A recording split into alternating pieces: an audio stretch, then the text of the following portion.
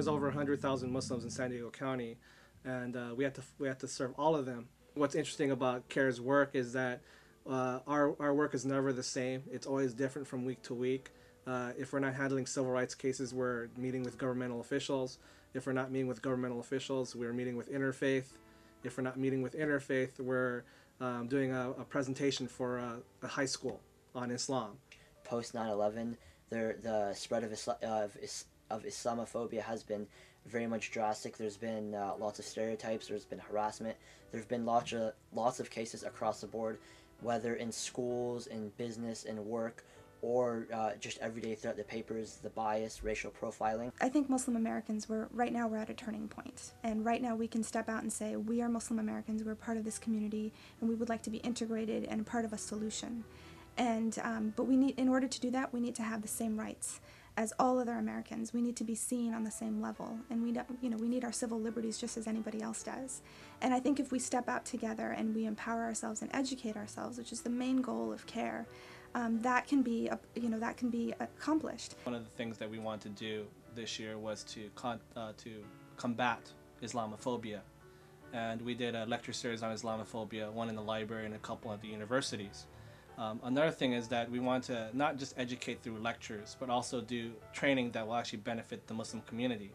For example, we got to do some training for social workers, the East County, San Diego County social workers, the YWCA case managers, as well as the San Diego State School of Social Work, where we actually train college students that are trained to become social workers to understand some of the nuances and cultures regarding how to deal with Muslim families and deal with religious issues. For the short time CAIR San Diego has been established, we've already had our minor foothold into the interfaith organizations, and that's important for all the stereotypes and discriminatory opinions, whether in the population or in the news or media or press. My junior year at Berkeley was when 9/11 happened, and I remembered in my mind it was that one organization that came out and really educated people, supported Muslims to help them through what 9/11 became and all the aftermath that came after that. In the area of civil rights, especially in 2009, we actually are part of a coalition called the United for Hate-Free San Diego, and we actually were part of the co-organizing committee where we actually developed the entire program. CAIR San Diego is very much dependent on the support that we get from our community members. I mean, we serve the community, but in response we really need the community to come out and support us, both with their presence at our events, their comments, the survey responses that we get, but in a lot of ways by financially supporting the organization. We currently have one full-time staff member and one part-time staff member, as well as some great interns who are really working very hard. But for CAIR San Diego to continue, we'd love to see that grow. We'd love to see us to have a few more full-time staff members so that we can have just one person focusing on civil rights.